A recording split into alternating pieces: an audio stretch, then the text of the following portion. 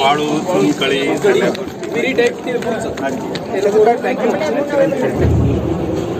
सगळ्या तरुणांनी हा आदर्श डोळ्यासमोर ठेवावा. शिका आणि कमवा, कमवा आणि शिका.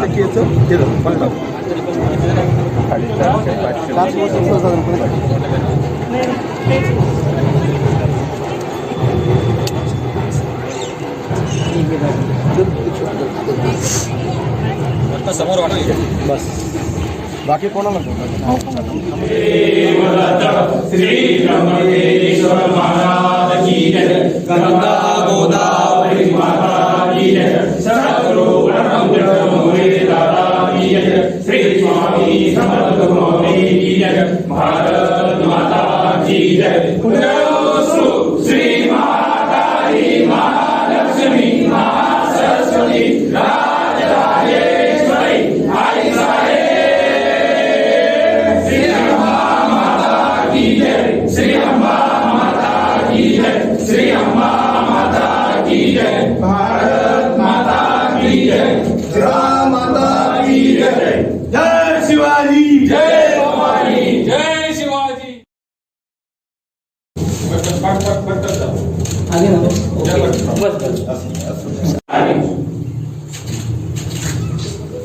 फेसबुक मध्ये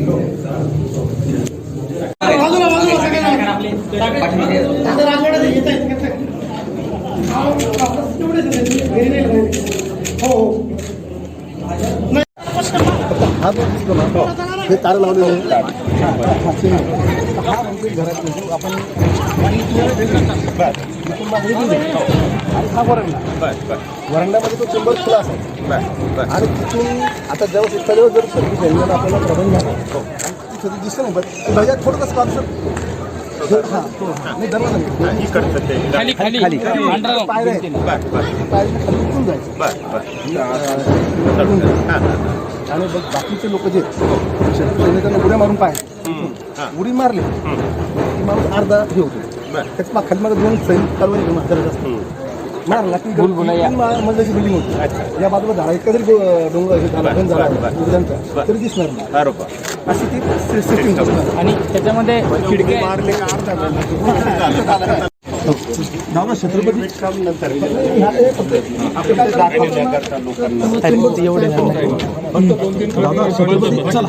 आता जाऊ नका कोणी कोणीच नका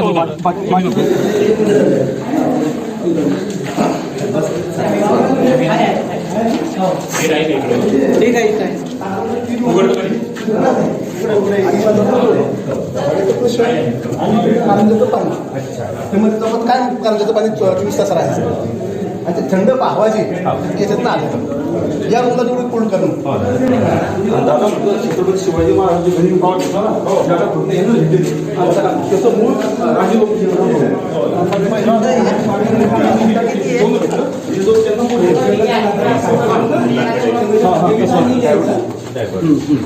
त्यांना दोन शब्द बोलतो निघतो ज्यावेळेस अब्दालजी पोचली तिथून पानिपत 2 दिवस राजवर गेले जे आधी लोक जात होते फार म्हणजे एक चांगले लोकांना चांगली वागणूक देणारे होते तर त्यांनी 2 दिवस मुक्काम पुढे येऊन लागले 2 दिवस पूर्ण काय झालं परतूर इकडून यांचं परभणी नांदेड ह्या बाजूचं सैन्य सुद्धा इथे येऊन मिळालं इतिहासामध्ये सिंदखेडा ज्याला मराठी काशी म्हटलं गेलं म्हणजे मूळस्थान खाली बघ भक्ती भैया भैया खाली बघा काय झालं की ज्यावर अंधारामुळे यांना भेटणे शूटिंग सुरू आहे मराठीची नव्हे तेव्हा मराठी आपल्याला आता हे आता आलं पूर्वी त्यामध्ये मराठी बस बस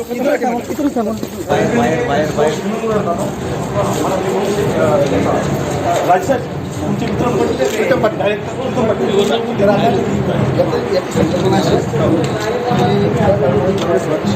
स्ट्रॉंग आहे आणि ते न्याय देणाऱ्या माणसाला हमला करू शकतो आणि त्यांच्या आपल्या गावातील जे महत्वाचे पंचमणी आणि आरोपीला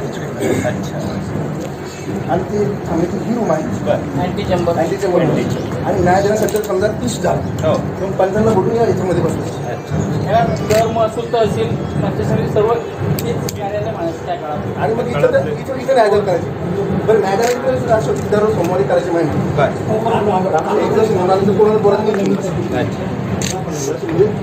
आपण ज्या मार्गाने आलो हा मुख्य त्या काळातला मुख्य दरवाजा आहे. त्याला नगरखाना म्हणतात. आणि सामान्य लोकांना नाही त्या कोपऱ्यातून हे ज्या ठिकाणी राहतात त्या ठिकाणी एक भुयारी मार्ग या ठिकाणून सामान्य जनता इतकंच येत येऊ शकत नाही. हा जो मुख्य राजवाडा जो आहे त्या लोकांच्या मुख्य लोकांसाठी पण काय करा सगळं जरा साफसफाई म्हणा. 26ला आहे आणि वारंवार ठेवा तुम्ही काय करा सेवेकरी सगळे तुम्ही थोडं आव्हान करा त्या पद्धतीने. हो बोलतो तो तर आमचा रोजचा विषय दुर्गा अभियान संजीवराव त्यांचं म्हणजे महाराजांचं गडकोट अभियान किल्ले हे एक मोठं अभियान आहे दुर्ग संवर्धन मध्यंतरी सुविधा आल्या होत्या त्यांनी आव्हान केलेलं आहे. त्या पद्धतीने एसडीओ असतात तहसीलदार असतात यांनी इथे 9 मॉन्युमेंटची साफसफाई बऱ्यापैकी केली त्यांनी. पण कसं आहे तरुणांच्या भावभक्तीतनं आणि स्वयंस्फूर्तीतनं झालं हा पाहिजे. तो चांगला होतं. बरोबर काय होतं शासन विषय वेगळा आहे त्याला सक्ती नको त्याला भक्ती लागते. जिथं भक्ती आली तिथे जीवाला जीव देणारे माणसं असं छत्रपतींच्या इतिहासात आहे. बरोबर उत्स्फूर्तपणा दिसत आहे हो वेळ प्रसंगी त्यांनी आपल्या घरावर तुळशीपत्र ठेवले पोटाला चिमटा दिला प्रपंचाकडे पाहिलं नाही पण स्वराज्याकरता श्वासापर्यंत लढले हा इतिहास आहे सगळा.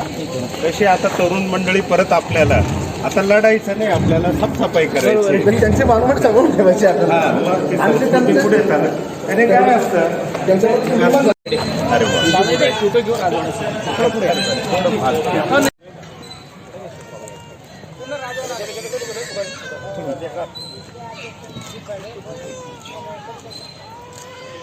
ओके.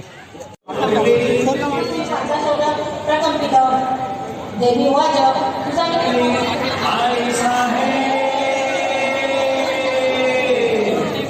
श्री अम्बा माता की जय श्री अम्बा माता की जय श्री अम्बा माता की जय भारत माता की जय उदयोस्तु श्री महाकाली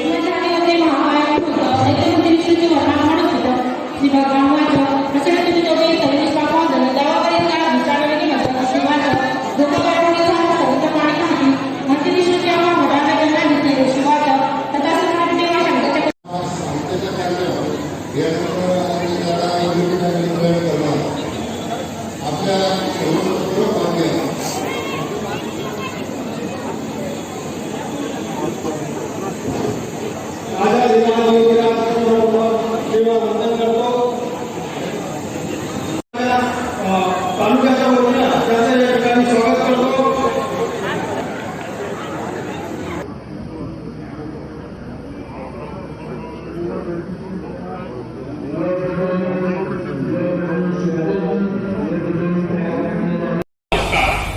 की 12ही उत्सव मोठ्या उत्साहानं आपल्या केंद्राच्या माध्यमातून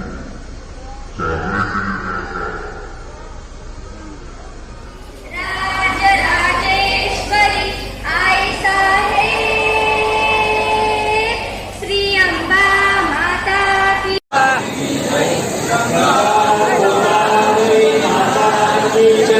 सद्गुरु परम पूज्य मोरे दादा की जय श्री स्वामी समर्थ गुरु माऊली की जय भारत माता की जय.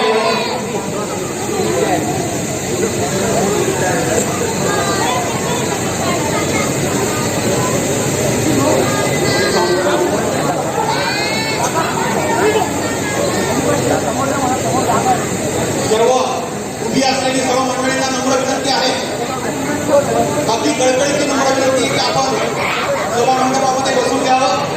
की जय श्री स्वामी समर्थ गुरुमाऊली की जय भारत माता की जय. यानंतर मातृतीर्थातर्फे जे काही आदरणीय आणि प्रतिष्ठित नागरिक आहेत त्यांच्याकडून आदरणीय दादांचा सत्कार होईल.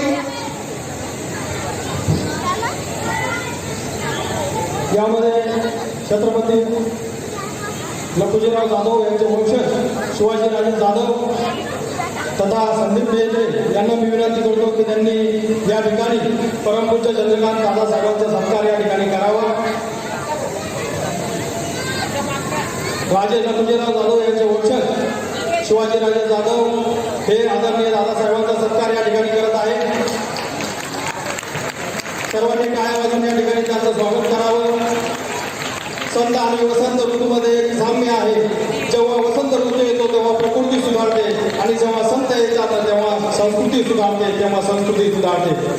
यानंतर या नगरीचे नगराध्यक्ष आदरणीय सतीश भाऊ तांडे यांना मी विनंती करतो की त्यांनी आदरणीय दादांचा सत्कार या ठिकाणी करावा.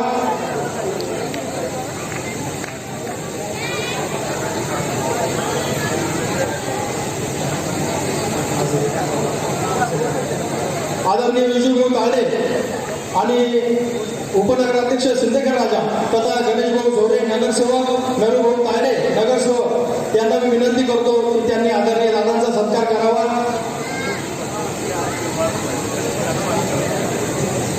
राष्ट्रवादी जिल्हा अध्यक्ष ॲडव्होकेट नाझीर काजी साहेब यांचे बंधू नासिर काजी सर हे आदरणीय दादांचा या ठिकाणी सत्कार करतील अशी मी त्यांना विनंती करतो.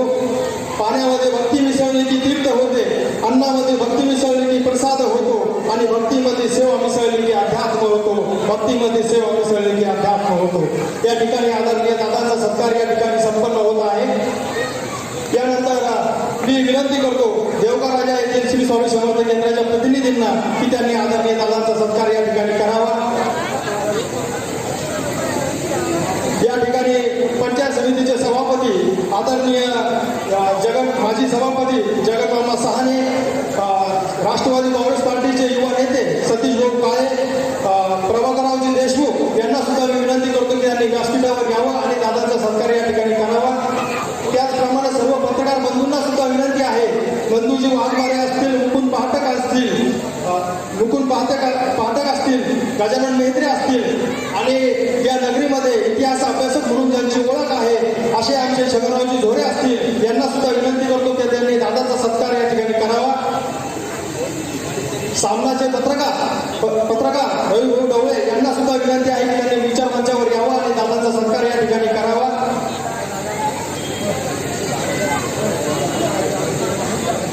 बुलढाणा जिल्हा समाज कल्याण सभापती विजय राठोड यांना सुद्धा विनंती आहे की त्यांनी विचार मंचावर यावं आणि दादांचा सत्कार करावा. या ठिकाणी माजी नगरसेवक के टी ठाकरे साहेब यांना सुद्धा विनंती आहे की त्यांनी व्यासपीठावर यावं आणि दादाचा सत्कार करावा. आणि ज्यांनी सत्कार केलेला आहे त्यांनी विचार मंचाच्या खाली यायचं आहे ही सर्वांना विनंती करतो. परमपूज्य गुरुभावनी नेहमी म्हणतात की संस्कार केले की संस्कृती सुधारते, संस्कार केले की संस्कृती सुधारते, संस्कृती टिकली की धर्म टिकतो आणि धर्म टिकला तर राष्ट्र टिकतो, धर्म टिकला तर राष्ट्र टिकतो.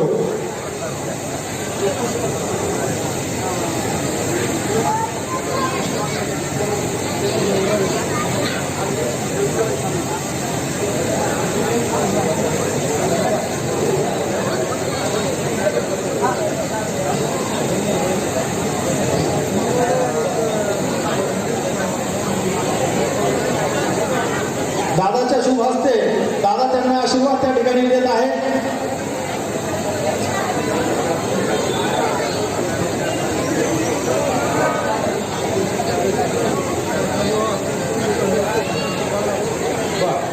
विचार मंचावरती सर्व मान्यवरांना दादा त्या ठिकाणी आशीर्वाद देत आहे आणि त्यांचे सत्कार त्या ठिकाणी स्वीकारत आहे.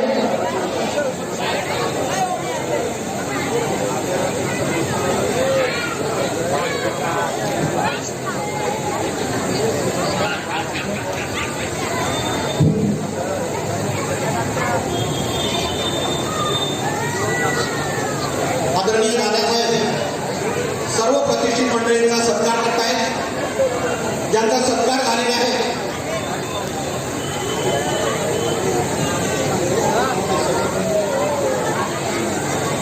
ज्यांचा सत्कार झालेला आहे त्यांना कळकळीची नम्र विनंती आहे की आपण खाली यावं. श्री स्वामी समर्थ सर्वांना विनंती आहे की आपण कृपया स्टेजवरून खाली यायचं आहे. आपल्याला पुढच्या कार्यक्रमाला आता प्रारंभ करायचा आहे. कृपया सर्व मान्यवरांनी स्थानापन्न व्हायचं आहे.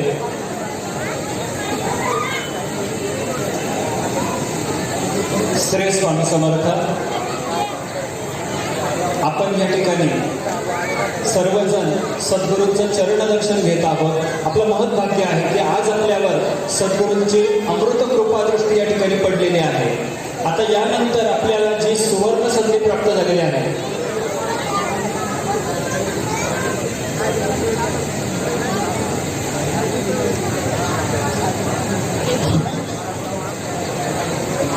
या नगरीचे नगराध्यक्ष सतीश भाऊ ताळे आणि उपनगराध्यक्ष विजूभाऊ ताळे यांचा सत्कार यांना आशीर्वाद या ठिकाणी दादा देणार आहेत. राष्ट्रमाता राजमाता जिजाऊंचे वंशज शिवाजीराजे जाधव यांना सुद्धा या ठिकाणी दादा आशीर्वाद देणार आहेत. चमक चमक सूरज की नहीं मेरे किरदार की है, चमक सूरज की नहीं मेरे किरदार की है, खबर ये आसमां की नहीं अखबार की है. मैं चलूँ तो कारवां चले मेरे संग, मैं चलूँ तो कारवां चले मेरे संग. बात गुरूर की नहीं एतबार की है, बात गुरूर की नहीं एतबार की है. श्री स्वामी समर्थ. आता यानंतर आपल्या या त्र्यंबक नगरीमध्ये होऊ घातलेल्या 1000 बेडचे सद्गुरू परमपूज्य मोरेदादा चॅरिटेबल हॉस्पिटल करिता आपण सर्वांनी फार मोठे योगदान केलेलं आहे या जनकल्याण योजनेच्या माध्यमातून. आणि आता पुन्हा एकदा आपल्याला या आरोग्य सेतू करता पुन्हा एकदा योगदानाकरिता संधी उपलब्ध झालेली आहे. आता परब्रह्म स्वरूप आपल्या आदरणीय दादासाहेबांच्या समक्ष आपण या सेवेमध्ये सहभाग घेणार आहोत. तर आपण सर्वांनी स्वामी महाराजांची दत्त महाराजांची जोडी बघितलेली आहे, बरोबर आहे की नाही? तर सद्गुरू आपले जे सद्गुरू आहेत स्वामी महाराज दत्त महाराज हे या ब्रह्मांडाचे चालक मालक पालक संचालक आहेत. तरी देखील सद्गुरूंनी जोडी हातात घेतलेली आहे. तर ती जोडी कशासाठी? तर आपल्या भिक्षेसाठी. परंतु त्या भिक्षेपेक्षा जास्त आपले जे दुःख दैन्य दारिद्र्य ज्या पीडा आहेत ते स्वीकार करण्याकरिता. तर आता आपल्या प्रत्येकाजवळ जोडी येणार आहे दत्त महाराजांची. त्यामध्ये आपल्या योगदानासह आपण आपले सर्व दुःख दैन्य दारिद्र्य यामध्ये अर्पण करायचे आहे आणि एक आरोग्यदायी जीवन आपण प्राप्त करायचं आहे. आणि ती विनंती आपण सद्गुरूंच्या चरणी करणार आहोत. तर आता आपण सर्वांनी दिगंबरा दिगंबरा श्रीपाद वल्लभ दिगंबरा या जयघोषामध्ये आपण आपलं योगदान त्या जोडीत अर्पण करायचं आहे. आपले दुःख दैन्य दारिद्र्य त्या ठिकाणी समर्पित करायचे आहे. दिगंबरा दिगंबरा श्रीपाद वल्लभ दिगंबरा.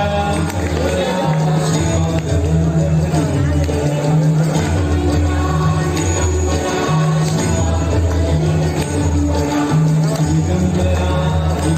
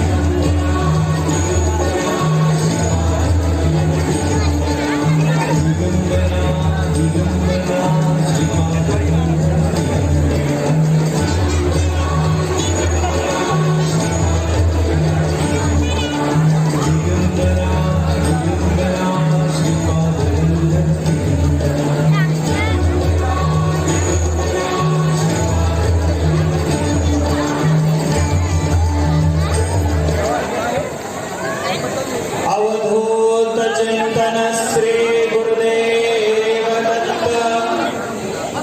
आता यानंतर आपल्या सेवा केंद्राचे प्रतिनिधी देशमुख साहेब झालेली सर्व सेवा आदरणीय दादासाहेबांकडे सुपूर्द करतील. देशमुख साहेब. अवधूत चिंतन श्री गुरुदेव दत्त. अवधूत चिंतन श्री गुरुदेव दत्त. अवधूत चिंतन श्री गुरुदेव दत्त. या ठिकाणी शिंदेगडाच्या नगरीच्या माजी नगराध्यक्षा नंदताई विष्णुभाऊ मेहत्रे यांना विनंती आहे की त्यांनी विचारमंचावर यावं आणि दादांचा सत्कार या ठिकाणी करावा. तसेच या नगरीच्या माजी नगरसेविका द्रौपदीताई ठाकरे सौ द्रौपदीताई ठाकरे यांना सुद्धा विनंती आहे की त्यांनी विचारमंचावर यावं आणि दादांचा सत्कार या ठिकाणी करावा. सौ नंदताई विष्णू मेहत्रे यांना सुद्धा विनंती आहे की त्यांनी विचारमंचावर यावं आणि दादांचा सत्कार या ठिकाणी करावा. तसेच या ठिकाणी श्री स्वामी समर्थ केंद्राच्या माध्यमातून बरीच वर्ष या ठिकाणी सेवेकरी काम करत आहे आणि या कामाची पावती म्हणून या ठिकाणी या सिद्धगडाच्या नगरीचे उपनगराध्यक्ष विजूभाऊ ताल्ले यांनी आपल्या प्लॉटिंग मधली 18 गुंठे जमीन या केंद्राला देण्याचं त्या ठिकाणी मान्य केलेलं आहे. तरी सर्वांनी टाळ्या वाजून त्यांचं या ठिकाणी स्वागत करावं. त्यांच्यासोबत रामदासजी बारोकर साहेब सामाजिक कार्यकर्ते, झुमडे साहेब भूमी अभिले, सोळंकी साहेब भूमी अभिले, विजयराजे जाधव सामाजिक कार्यकर्ते तथा ठेकेदार या सर्वांच्या सहयोगानं ती 18 गुंठे जमीन ही केंद्रासाठी दान केंद्रासाठी देण्याचं त्यांनी या ठिकाणी मान्य केलेलं आहे. त्यांच्यासाठी मी या ठिकाणी एवढं म्हणू इच्छितो की कभी किसी को मुकम्मल जहां नहीं मिलता, कभी जमीन तो कभी आसमान नहीं मिलता. बुझा सका है भला कौन इस वक्त के शोले को, ये ऐसी आग है जिसमें धुआं नहीं मिलता, जिसमें धुआं नहीं मिलता. तरी माझी या सर्वांना विनंती आहे, विजूभाऊ ताल्ले, रामदासभाऊ बारोकर, जुमडे साहेब, सोळंके साहेब, विजयराजे जाधव यांना विनंती आहे की त्यांनी दादांचा सत्कार या ठिकाणी करावा.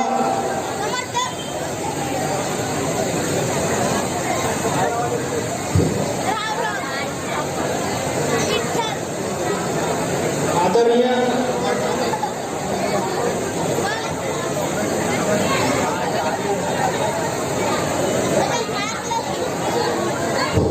या ठिकाणी मी छत्रपती आपले राष्ट्रमाता राजमाता जिजाऊचे वंशज शिवाजीराजे जाधव यांना विनंती करतो की त्यांनी या ठिकाणी आपले विचार व्यक्त करावे.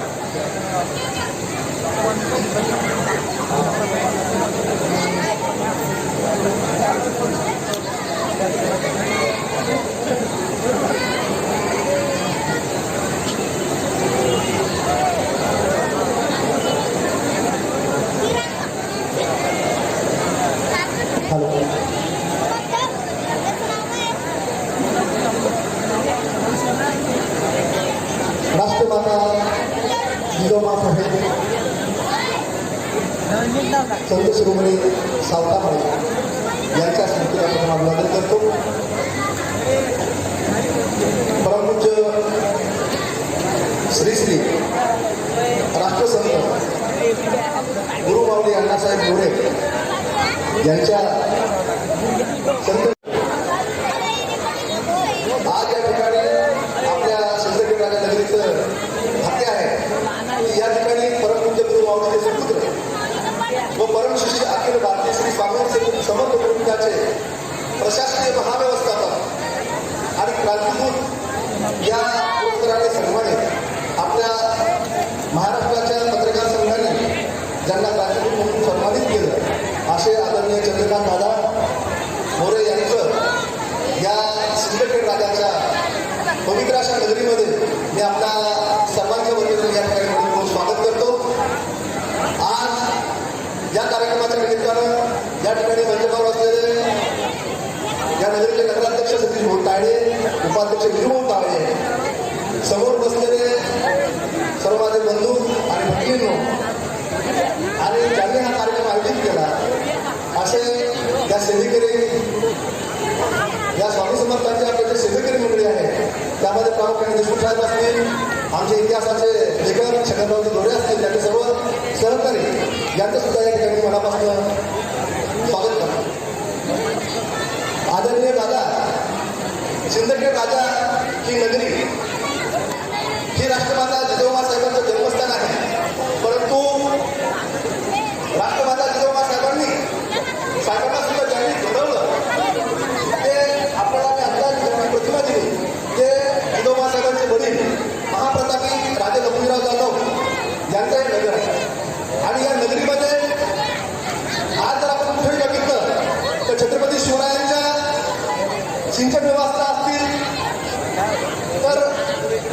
सिंचन व्यवस्था असेल, राजकीय समानता असेल, सौहार्दाची राजकीय समानता असेल, त्याचप्रमाणे किल्ल्यावर पिण्याच्या पाण्याचे व्यवस्थापन असेल आणि मावळांना एकत्र करण्याचं जे धोरण असेल, या सर्वांची मुळं ही सिंदखेडराजा नगरीमध्ये आहे.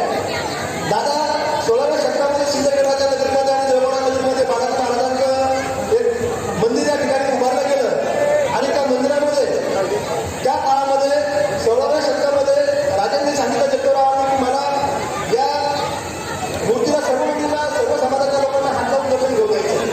परंतु त्या काळी काही चक्रवात आले त्यासाठी तुम्हाला त्यांना प्रवेश द्यायच्या मंदिरामध्ये प्रवेश देता येणार नाही. तर राजा चक्रराजांनी दसऱ्याच्या दिवशी बालाजी महाराजांची पालखी या ठिकाणी सिंदखेडराजांनी देवगडामध्ये निघते, आजही निघते आणि त्या पालखीला सर्व जाती धर्माच्या लोकांना हात लावून दर्शन घेण्याची मुभा भारतामध्ये फक्त सिंदखेडराजा येते. म्हणजे समानतेचं रूप या ठिकाणी आहे. आताच नगराध्यक्ष महोदयांनी आपल्याला सांगितलं की या गावामध्ये मोती तलाव असेल, चांदी तलाव असेल, कासार तलाव असेल, मोठमोठ्या बालसमुद्र आणि अशा मोठ्या मोठ्या विहिरी असतील, या माध्यमातून या गावामध्ये सिंचनाची व्यवस्था राजा लक्ष्मणराव जाधव यांनी त्या काळात केली. आज आपण या ठिकाणी मोठ्या संख्येनं या ठिकाणी माता भगिनी आता समोर आहेत. आपण सर्वांना जिजाऊ साहेब आवडतात, छत्रपती शिवराय सुद्धा त्याहूनही जास्त आवडतात. परंतु त्यासाठी आपल्याला जबाबदार बाप आणि जबाबदार माता सुद्धा त्या ठिकाणी व्हावं लागतं. ज्यावेळेस लखुराव जाधवांना 4 मुलं होती आणि त्यांना मुलगी नव्हती, त्यामुळे त्यांनी या ठिकाणी रेणुका मातेला नवस केला आणि नवसानंतर जिजाऊ साहेबांचा जन्म या ठिकाणी झाला. त्या जिजाऊ साहेबांचा जन्म झाल्यानंतर या सिंदखेड राजाच्या राजधानीमध्ये या परिसरामध्ये हत्तीवरून ताकद वाटण्यात आली.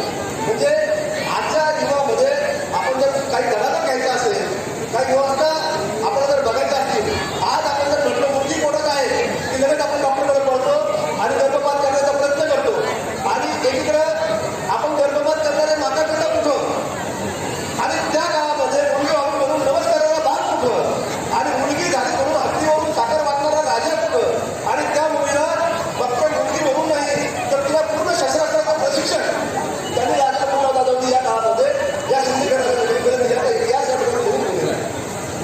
महाराज आपल्याला मी सांगू इच्छितो या ठिकाणी सिंदखेड राजाचा आता उशीर झाला नाहीतर मी आपल्याला त्या ठिकाणी दर्शनासाठी मुद्दाम घेऊन गेलो असतो. आपण ज्यावेळेस विदर्भाच्या दौऱ्यावर किंवा जालन्यापर्यंत याल तेव्हाच आम्हाला एखाद्या तासाचा तरी वेळ या ठिकाणी द्या. त्यावेळेस आपण मी तुम्हाला समाजावर मुद्दाम घेऊन जाईल की ज्यावेळेस त्या दौलताबादच्या किल्ल्यावर विजयमानं राजा लक्ष्मणराव जाधव यांना प्रेमानं बोलून घेतलं, आमंत्रण देऊन बोलवलं की राजा तुम्ही आमच्याकडे सरकारी ठिकाणासाठी या आणि ते गेल्यानंतर राजा लक्ष्मणराव जाधव त्यांचे 3 मुलं आणि नातू यशवंतराव यांची घोर अशी हत्या त्या ठिकाणी केली. आज जर आपण बघितलं तर हे जाधव घराणं जे आहे ते अतिशय शृंखला असणारं घराणं आहे. मोठ्या शिवाजी महाराजांचे मोठे बंधू संभाजीराव यांच्यासोबत एक राजा आपल्या या ठिकाणी मारले गेले. त्यानंतर बाजीप्रभू देशपांडे सोबत शंभूसिंह राजा या ठिकाणी मारले गेले. त्यानंतर छत्रपती शिवराय आणि संभाजीराजे गेल्यानंतर 8 वर्ष त्यांनी महाराष्ट्र सांभाळला. ते धनाजी आणि संताजी गोरपडे आणि धनाजी जाधव हे धनाजी जाधवच्या आडगावच्या जिजाऊच्या बंधू शाखेची ती एक शाखा आहे. तर अशा प्रकारे एक मोठं पद स्वर्गासाठी जीव देणारा सुद्धा या जाधव परिवाराला दिलेलं आहे.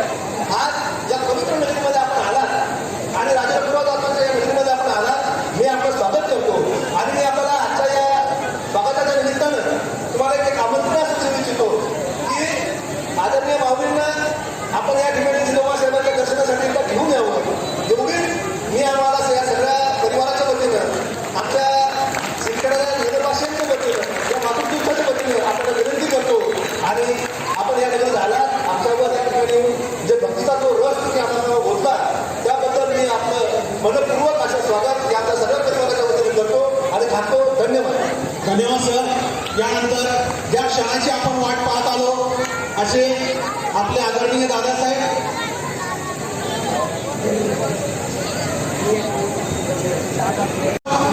एक 2 मिनिटांमध्ये प्रस्तावना करावं विनंती करू. सर्वप्रथम समोर बसलेल्या माझ्या माता भगिनी यांच्या वतीने सिंदखेड राजाच्या वतीने सन्माननीय दादाचं आपण सिंदखेड राजा नगरीमध्ये स्वागत करतो. आज मला या प्रसंगी आनंदाने सांगावं असं वाटतं. सिंदखेडराजा नगरीमध्ये श्री स्वामी समर्थ एक नवीन वसाहत निर्माण होत आहे आणि त्या वसाहतीमध्ये माझे मोठे बंधू, माझे मामाश्री मोठे भाऊ विजय तायडे, मामाश्री सुप्रसाद ठाकरे व त्यांच्या मित्र परिवारातर्फे आपल्या श्री स्वामी समर्थला 12 गुंठे जमीन त्यांनी दान दिलेली आहे. मला आनंद असा होतोय आणि मी तुम्हालाही शब्द देतो नगराध्यक्ष या नात्याने की नगर परिषदेच्या वतीने आम्ही तुम्हाला त्या तिथे एक वास्तू, एक सभागृह निर्माण करून देऊ आणि जास्तीत जास्त प्रमाणात आपल्या सिंदखेडराजा नगरीमध्ये श्री स्वामी समर्थाचे भक्त निर्माण करू आणि सर्वांना पुन्हा एकदा स्वामी समर्थाच्या परिवाराला नगर परिषदेच्या वतीने व दादांना स्वागत करतो आणि तो शब्द. जय हिंद, जय महाराज. धन्यवाद. धन्यवाद प्रतीक भाऊ गायकर. भाऊनी आपल्याला खूप मोठं आश्वासन दिलेलं आहे. धन्यवाद भाऊ. यानंतर फक्त 2च मिनिटं आपले आदरणीय देशमुख सर प्रस्तावना करतील. अनंत कोटी ब्रह्मनायक राजा विराज योगराज परब्रह्म भगवान श्री स्वामी समर्थ महाराज परमपूज्य गुरुमाऊली यांची जयंती वार आणि आदरणीय दादासाहेब यांचे जयंती वार या ठिकाणी उपस्थित सर्व बंधू भगिनींना श्री स्वामी समर्थ. दीपावलीच्या या शुभ पर्वावर आदरणीय दादासाहेबांचं आगमन आपल्या सिंदखेडराजा नगरीमध्ये झालेलं आहे. आजचा दिवस खूप ऐतिहासिक आणि सुवर्णाक्षरानं लिहावा असा हा दिवस. तर या ज्या दिवसाची आपण गेल्या वर्षभरापासून वाट बघत होतो तो दिवस या ठिकाणी आपल्या श्री स्वामी समर्थ सेवा केंद्राच्या वतीनं फक्त 2 मिनिटांमध्ये गेल्या 4-5 वर्षाचा जो आढावा आहे तो या ठिकाणी आदरणीय दादासाहेबांच्या समोर मांडतो की आपल्या श्री स्वामी समर्थ सेवा केंद्राच्या माध्यमातून या ठिकाणी आपल्या दिंडोरी गणीचे जे 12 उत्सव असतात ते 12ही उत्सव मोठ्या उत्साहानं आपल्या केंद्राच्या माध्यमातून साजरे केले जातात. 2017 आणि 2019ला आपल्या केंद्राच्या माध्यमातून या ठिकाणी 2 वेळेस आरोग्य शिबिर मोठ्या प्रमाणावर घेण्यात आलं आणि या आरोग्य शिबिराच्या माध्यमातून अनेक सेवेकऱ्यांना, भाविक भक्तांना त्याचा लाभ झाला. 2019ला श्री दुर्गा सप्तशती पारायणाचा मोठा कार्यक्रम की ज्या पारायणाला हजारोच्या संख्येनं माता भगिनींनी त्यामध्ये सहभाग नोंदवला. दोन्ही सप्ताह एक दत्त जयंतीचा आणि स्वामी पुण्यतिथीचा मोठ्या प्रमाणावर आपल्या या केंद्राच्या माध्यमातून त्या ठिकाणी साजरा केला जातो. आणि या दोन्ही सप्ताहाचं महत्त्वाचं आकर्षण म्हणजे एक पालखी सोहळा या सप्ताहाच्या निमित्तानं या सिंदखेडराजाच्या नगरीमध्ये आपल्या या ठिकाणी काढला जातो आणि मोठ्या संख्येनं या पालखी सोहळ्यामध्ये सहभागी होतात. आणि ग्राम अभियानाची सेवा सुद्धा या आपल्या केंद्राच्या माध्यमातून सुरू झालेली आहे आणि 5 गावाला जांभोरा, शिवणी टाका, पळसखेड मलदेव, पळसखेड झालटा या 5 गावाला आपल्या ग्रामीण भागामध्ये महाराजांची साप्ताहिक नैवेद्याची सुरू झालेली आहे. आणि भविष्यामध्ये त्या आदरणीय दात्यांनी या ठिकाणी त्यांनी नाव घेण्यात आले की त्यांनी आपल्या केंद्राकरिता 18 गुंठे जागा त्या ठिकाणी दान आपल्या केंद्राकरिता दिलेली आहे. आपल्या आशीर्वादाकरिता आणि परमपूज्य गुरु माऊलींच्या आशीर्वादाकरिता भेटीकरिता त्यांना लवकरच आपल्या गुरुपीठावर त्या ठिकाणी घेऊन येण्यात येईल. या ठिकाणी व्यासपीठावर फक्त विनोद भाऊ वाघ यांचं आगमन झालेलं आहे. त्यांचं शुद्ध सप्तशृंगाने स्वागत करतो आणि या ठिकाणी दादांचा ते सत्कार करीत आहे, आशीर्वाद घेत आहे. श्री स्वामी समर्थ महाराज की जय. श्री गुरुदेव दत्त, श्री त्र्यंबकेश्वर महाराज की जय. गंगा गोदावरी माता की जय. सद्गुरु परमपूज्य मोरे दादा की जय. श्री स्वामी समर्थ गुरु माऊली की जय. भारत माता की जय. श्री स्वामी समर्थ. कृपया आता सर्वांनी शांत बसायचं आहे. जे उभे असतील त्यांनी खाली बसा, कारण ज्या क्षणांच्या पर्यंत वाट पाहत होतो तो क्षण आता समीप आलेला आहे. आता आपण सर्वांच्या वतीने आदरणीय दादासाहेबांच्या चरणी विनंती करूया की आपल्या अमृततुल्य हितगजाने आम्हाला कृतकृत्य करावे. आदरणीय दादासाहेब.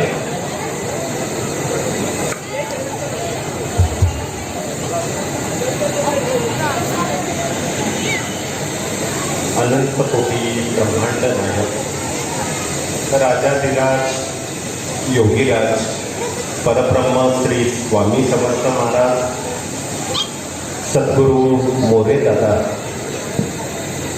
गुरुपीठाचे पीठाधीश परमपूज्य गुरुमौली यांच्या चरणी त्रिवार वंदन करतो. राजमाता जिजाऊ छत्रपती शिवाजी महाराज आणि राजे लखुजी जाधव यांच्या चरणी सुद्धा त्रिवार वंदन करतो. आजच्या कार्यक्रमाकरता व्यासपीठावरती उपस्थित शिवाजी राजे जाधव, राजे लखुजीराव जाधव यांचे ते वंशज आहे. त्यांच्यासोबत सतीजी तायडे नगराध्यक्ष, विजयजी तायडे उपनगराध्यक्ष, गणेशजी धोरे नगरसेवक, नरहरी तायडे नगरसेवक, ॲडव्होकेट संदीपजी मेहत्रे जिल्हा अध्यक्ष राष्ट्रवादी विद्यार्थी, नंदाताई मेहत्रे माजी नगराध्यक्ष, द्रौपदाबाई ठाकरे माजी नगरसेविका, शहाजी चौधरी सामाजिक कार्यकर्ते आणि त्याचबरोबर BJPचं काम करणारे सचिव सुद्धा या ठिकाणी आले. त्या सगळ्या मान्यवरांना धन्यवाद देतो. विनोदजी वाघ प्रवक्ते भाजपा यांची उपस्थिती या ठिकाणी आहेत. या सगळ्या मान्यवरांना हार्दिक शुभेच्छा देतो. आज मोठ्या संख्येने या ठिकाणी माता भगिनी, बालगोपाळ आणि पुरुष गावकरी सेवेकरी आले. आपल्या सगळ्यांना सुद्धा शुभेच्छा. आणि विशेष म्हणजे आजच्या कार्यक्रमाकरता आपल्या बालसंस्काराच्या माध्यमातून इथे रामकृष्ण, सीता, लक्ष्मण, भारत माता, छत्रपती शिवाजी महाराज, सावतामाळी, पांडुरंग तिकडे बसलेले आहेत. या सगळ्या बालगोपाळांना सुद्धा मनापासून शुभेच्छा देतो. त्याचबरोबर आमच्या माता पितांनी त्या ठिकाणी मराठी अस्मिता आणि त्याचं प्रदर्शन लावलेलं आहे. सगळ्या भगिनींना सुद्धा या ठिकाणाहून शुभेच्छा देतो, धन्यवाद देतो. सज्जनो, आज खरं तर दुग्ध शर्करा योग आहे. जिजाऊंचं जन्मस्थान सिंदखेड राजा, त्यांच्या पदस्पर्शाने पावन झालेली ही भूमी. आणि आत्ताच राजेंनी थोडक्यात आपल्याला तो इतिहास सांगितला की राजे लखुजी जाधव यांना 4 मुलं, पण मुलगी व्हावी ही एक त्यांची मनाची इच्छा होती. रेणुका मातेला साकडं घातलं आणि जिजाऊंचा जन्म या भूमीमध्ये झाला. आणि मुलगी जन्माला आली म्हणून हत्तीवरून साकड वाटली. खरं तर मानव जातीकरता हा एक खूप मोठा आदर्श आहे. कारण आपल्याकडे मुलगी म्हटल्यानंतर नाक पुरडलं जातं, नकारात्मक दृष्टिकोनातनं बघितलं जातं. पण 400-450 वर्षापूर्वी मुलगी घरात जन्माला आली म्हणून तिचं स्वागत हत्तीवरून साखर वाटून आपल्या छत्रपतींनी केलेलं आहे. सज्जनो, हा एक खूप मोठा मानव जातीपुढे आदर्श आहे. बोलण्याकरता इतिहास खूप आहे, ते विषय आपण पुढे घेऊ. परंतु तुम्ही या केंद्राच्या माध्यमातून सेवेकरी या नात्यातनं जोडले गेलेला आहात. मनात अनेक प्रश्न निर्माण होतात. आपण ज्यांची सेवा करतो ते स्वामी कोण, कुठून आले, काय काम केलं, या मार्गाला दिंडोरी प्रणीत श्री स्वामी समर्थ मार्ग का म्हणतात, केंद्र म्हणजे काय, आपण सेवेकरी म्हणून काय केलं पाहिजे, ग्राम अभियान लोकांच्या कल्याणाकरता ते गावोगावी कशा पद्धतीने केलं पाहिजे, यावरती आजच्या कार्यक्रमाच्या माध्यमातून आपल्याला दृष्टिक्षेप टाकणं क्रमप्राप्त आहे. सज्जनो, गीतेमध्ये कृष्णाने म्हटलेलं आहे, यदा यदा ही धर्मस्य ग्लानिर्भवति भारत परित्राणाय साधूनां विनाशाय च दुष्कृता धर्म संस्थापनार्थाय संभवामी युगे युगे. अर्थ समजला नाही. अर्थ असा आहे की जेव्हा जेव्हा आपल्या धर्माची ग्लानी व्हायला लागते तेव्हा तेव्हा भगवंत स्वर्ग वैकुंठ सोडून या पृथ्वी तलावर मानवी रूपात प्रगट होत असतो. संत सज्जन यांचं रक्षण करणं आणि दुष्ट प्रवृत्तीचा नाश करून धर्माचं संस्थापक होणं.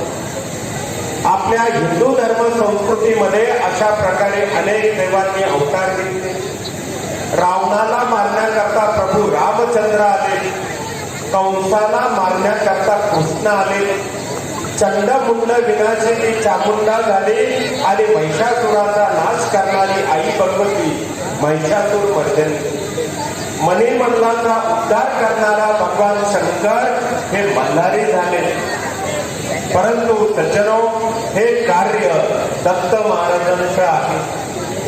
या कार्याचे मूळ जनक अवधूत चिंतन श्री गुरुदेव दत्त. तुम्ही म्हणाल अवधूत म्हणजे काय? आज राम रावण कुठे शोधावा? आज कलियुगातल्या माणसाच्या मनामध्ये ह्या दोन्हीही गोष्टी आहेत. एक चांगला विचार आणि एक चांगली कृती माणसाच्या हातून घडली समजायचं राम जयंती त्या ठिकाणी आहे. वाईट कृती आणि वाईट विचार समजायचा त्या माणसामध्ये रावण जागृत अवस्थेत. म्हणून आता अयोध्येत ना राम ना लंकेमध्ये रावण, ही आजची परिस्थिती. हे जे अवगुण असतात रावण रूपी ते धुवून काढणं त्याला अवधूत चिंतन गुरुदेव दत्त. आणि ह्याच अवधूताचं कार्य म्हणजे श्री स्वामी समर्थ अवतार होय. सज्जनो, इसवी सन 1149 साली पंजाब राज्यातील झेलीखेडे ग्रामामध्ये धरती तुबांबून 8 वर्षाची बालमूर्ती प्रगटली, ते म्हणजे श्री स्वामी समर्थ महाराज. पण महाराजांना पंजाबमध्ये श्री स्वामी समर्थ कुणी म्हटलं नाही. कडक बाबा नाव दिलं. पदभ्रमंती करतात साऊथ इंडियात आले, दक्षिण भारत. तिथे नाव मिळालं चंचल भारती. महाराष्ट्रात कोकणात वेंगुर्ल्यात स्वामी आले आणि तिथे नाव मिळालं श्री स्वामी समर्थ. 1856 ते 1878 22 वर्ष महाराज सोलापूर जिल्ह्यातल्या प्रज्ञापुरी म्हणजे आजचं अक्कलकोट इथे होते. प्रज्ञापुरीचा अर्थ अंधार नगरी.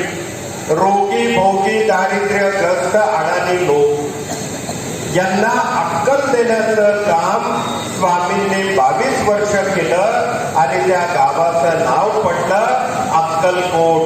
मग आपण म्हणतो अक्कलकोट श्री स्वामी समर्थ. पण मात्र सगळ्या सेवेकऱ्यांना आनंदाने या ठिकाणी सांगू इच्छितो, अक्कलकोट स्वामी महाराज घराघरात मनामनात जर कोणी पोचवले असते ते नाशिक जिल्ह्यातल्या दिंडोरी गावातनं मोरेदादांनी पोचवलेले. प्रभू रामचंद्रांनी 14 वर्ष ज्या ठिकाणी वनवास भोगला ते दंडकारण्य. त्या दंडकारण्याचं प्रवेशद्वार म्हणजे दिंडोरी गाव. या गावात 1922 साली शेतकरी कुटुंबामध्ये सद्गुरू मोरेदादा जन्माला आले. पण मात्र 6 महिन्याचे असताना वडील वारले. 450 एकर बागायती शेती, सदन कुटुंब, पण दुःख अशा पद्धतीचं. पण ती माता डगमगली नाही. त्यांच्या आईचं नाव होतं चंद्रभागाबाई, वडिलांचं नाव होतं आप्पाजी मोरे.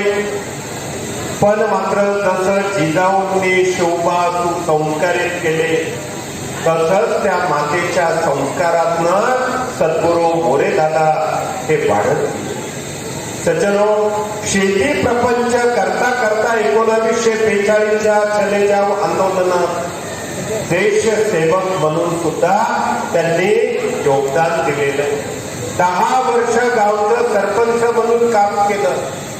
पिठले महाराज हे त्यांना गुरु लाभले आणि पुढील 40 वर्ष स्वखर्चाने गावोगावी फिरून स्वामी महाराज गावोगावी घरोघरी पोहोचवले. आणि म्हणून दिंडोरीतनं कार्य आपण त्याला म्हणतो दिंडोरी प्रणित स्वामी मार्ग.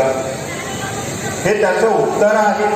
1988 साली सद्गुरू मोरे दादांचं महानिर्वाण झालं आणि ही जबाबदारी आली आपल्या परमपूज्य गुरुमौलींकडे. सज्जनो, आपण गुरुमौलींना बघतो, दाढी नाही, जटा नाही, भगव वस्त्र नाही, पायात खडावा नाही आणि भेटण्याकरता कुठला मध्यस्थी लागत नाही. सामान्य दुःखित अशी माय बोलींना हितगुज करणारे आपले गुरुमौली. पण मात्र हे बघितल्यानंतर कोणी म्हणतं संत असतील, कोणी म्हणतं महंत असतील, पण सिंदखेड राजा पवित्र भूमीत आपल्याला सांगतो आपले गुरुमौली ना संत ना महंत, ते आपल्या करता स्वामी रूपी भगवंत आहे. सज्जनो, आपण गुरुमौली म्हणतो याचा अर्थ काय? याचा अर्थ आध्यात्मिक आई. तसं प्रत्येकाला जन्माला घालणारी आई आहे. त्या आईमध्ये आणि ह्या आध्यात्मिक आईमध्ये फरक आहे. ज्या आईच्या पोटी आपण जन्माला आलो ती आपली जननी, ती आपली माता इतरांच्या मुलांपेक्षा पोटच्या मुलांवर जास्त प्रेम करते. पण गुरुमौलींचं असं नाही. गुरुमौली आपली अशी आई आहे की पोटच्या मुलांप्रमाणे सगळ्या सेवेकऱ्यांवरती समान प्रेम करते. म्हणून आपण गुरुमौली म्हणतो. सज्जनो, आज गुरुमौली आपल्याला सांगताय गाव तेथे केंद्र, घर तेथे सेवेकरी. प्रत्येक गावात स्वामींचं केंद्र झालं पाहिजे. घराघरात सेवेकरी, मनामनात स्वामी सेवा, हे गुरुमौलींचं स्वप्न आहे. पण आपल्याला सांगू इच्छितो हे कार्य नाशिक, दिंडोरी, बुलढाणा, सिंदखेड राजा, विदर्भ, मराठवाडा एवढंच नाही, महाराष्ट्रातल्या 36 जिल्ह्यात आपलं स्वामी कार्य पोहोचलं. परराज्यात दिल्ली, हरियाणा, पंजाब, UP, MP, कर्नाटक, आंध्र, तेलंगणा, केरळा, गुजरात, विविध राज्यांपर्यंत स्वामी कार्य पोहोचलंय. एवढंच नव्हे, मुस्लिम राष्ट्र दुबई या ठिकाणी सुद्धा आपलं स्वामींचं केंद्र सुरू झालेलं आहे. 7,000 केंद्र आणि 15 कोटीपेक्षा अधिक सेवेकरी आपल्या स्वामी कार्याला जोडले. पण तुम्ही म्हणाल एवढे केंद्र आणि एवढे सेवेकरी कसे जोडले? त्याच्या मागे एक गुपित आहे, एक वैशिष्ट्य आहे. आपल्या मार्गात जात पात धर्म, गरीब श्रीमंत, उच्च नीच, महिला असो की पुरुष असो, आबाल असो की वृद्ध, कुठलाच भेदभाव पाळला जात नाही. ही छत्रपतींची विचारधारा आहे. समसकला पाहू या स्वामी विचारधारेप्रमाणे. नंबर 2, या मार्गात अंधश्रद्धेला थारा नाही. डोळं श्रद्धा आणि प्रत्येक गोष्टी मागे सायन्स आहे, विज्ञान. मराठी अस्मिता असो किंवा अन्य गोष्टी पुढे तुम्हाला सांगतोच आहे. नंबर 3, या मार्गात कानमंत्र, संन्यास, दीक्षा याला महत्व नाही. थेट आपल्याला गुरुमौली मंत्र देतात, त्याला रुपयाची गरज नाही. लॉकडाऊन मध्ये आपल्या सगळ्यांना सुरक्षित राहण्याकरता धूम धूम धूम धुमावती स्वा मंत्र दिला आणि परिणाम असा चांगला झाला की सेवेकऱ्याच्या केसालाही कोरोना धक्का लावू शकला नाही. थेट ज्ञानदान करण्याची पद्धती आहे. आणि 4था मुद्दा सांगतो आपल्याला, राज्यकर्त्यांनी 33 वरून 50% भगिनींना आरक्षण दिलं. पण या मार्गाने तुम्हा भगिनींना 100% आरक्षण आणि संरक्षण दिलेलं आहे. म्हणून या कार्यात माता भगिनी बालगोपाळ तरुणांची संख्या जास्त आहे. हे त्याचं कारण आहे. आणि गुरुमाऊली म्हणतात ग्राम अभियान करा. मानवाच्या कल्याणाकरता 18 विभाग, प्रश्नोत्तर, बालसंस्कार, शेतकरी आत्महत्या रोखण्याकरता कृषी विभाग. आमच्या भगिनींनी प्रदर्शन लावलं. मराठी अस्मिता, भारतीय संस्कृती, यज्ञ कर्म कसं करावं याची अल्प खर्चात वैदिक पद्धतीने लग्न लावणं, विवाह संस्कार शास्त्राप्रमाणे तोडफोड न करता घर कसं असावं त्याला वास्तुशास्त्र म्हणतात. स्वतःच्या पायावर उभं राहण्याकरता स्वयंरोजगार आणि जिथे जिथे छत्रपतींचे किल्ले आहेत, गळकोट आहेत, त्याची निगा, त्याचं संवर्धन, त्याला म्हटलं जातं दुर्गा अभियान. पर्यावरण, प्रकृती विभाग असे निरनिराळे विषय आयुर्वेद आरोग्य विभागासह या मार्गामध्ये भरवले जातात. पहिला विषय आहे प्रश्नोत्तर. जगातला एकमेव आपला मार्ग आहे जिथे 1 रुपयाची अपेक्षा न करता विनामूल्य दुःखिताला दुःखमुक्त केलं जातं. त्याला प्रश्नोत्तर म्हणतात. मग काय सांगितलं जातं? ती माळ अशी धरा, याला मृगी मुद्रा म्हणतात. हे 2 बोट माळेला लावायचे नाही. ते दादा दाखवतायत. गळ्यातली माळ जपाला वापरू नये, जपाची माळ गळ्यात घालू नये. माळ जपताना तिचा स्पर्श जमिनीला होता कामा नये. स्नान झालं की अशा पद्धतीने श्री स्वामी समर्थ, श्री स्वामी समर्थ याला म्हणतात 11 माळा जपणं. पण एका डॉक्टरने प्रश्न केला. ते म्हणाले गाव त्या माळेमध्ये 108 मनीष आहे, 100 सव्वाशे 150 नाही. काय कारण आहे? डॉक्टरला उत्तर द्यावं लागलं. डॉक्टर, तुमच्या विभागामध्ये 108 टोल फ्री नंबर आहे. तो नंबर लावला की रुग्णाला घेण्याकरता ॲम्ब्युलन्स येत असते. म्हटलं तसं हा 108 टोल फ्री नंबर आमच्या स्वामी महाराजांचा आहे. सज्जनो, पण तो डायल करायला 3G 4G PUBG mobile telephone काही लागत नाही. कुठेही, कधीही, केव्हाही जो भाविक मनापासून स्वामींचा जप करतो, महाराज त्याला आयुष्यभर जपतात. भिवू नकोस, मी तुझ्या पाठीशी आहे. हे जपाचं महत्व आहे. 12 गुणिले 9 108, 27 गुणिले 4 108. तुम्ही म्हणाले मॅथमॅटिक्स काय, हे गणित काय? सज्जनो, जन्मपत्रिका म्हटलं की 12 ग्रह, 9 ग्रह, 12 राशी, 27 नक्षत्र. ही शांती करा, ती शांती करा. आणि त्या शांतीवरती विनामूल्य दवा 108 मण्यांची ही माळ. सगळे दुःख दोष भस्म करण्याची ताकद त्या माळेमध्ये. म्हणून 11 माळा जप करायचा असतो. स्वामींचं चरित्र आहे. रोज 3 अध्याय वाचा तर वाचा. आणि जो स्वामी चरित्र वाचतो, महाराज त्याला संकटातनं वाचवतात. हम गया नहीं जिंदा है या उक्तीप्रमाणे ते आशीर्वाद देत आहेत. ही सेवा होता होता आपल्याला पंचमहायज्ञ घरात करायचा आहे. स्नान झालं की एक रद्दीचा कागद घ्या, त्याला थेंबर तूप लावा, अग्नीमध्ये जाळा, गॅसवर जाळा. देव यज्ञ. काळ्या मुंग्यांना चिमूटभर साखर वाहनं, याला म्हटलं जातं भूत यज्ञ.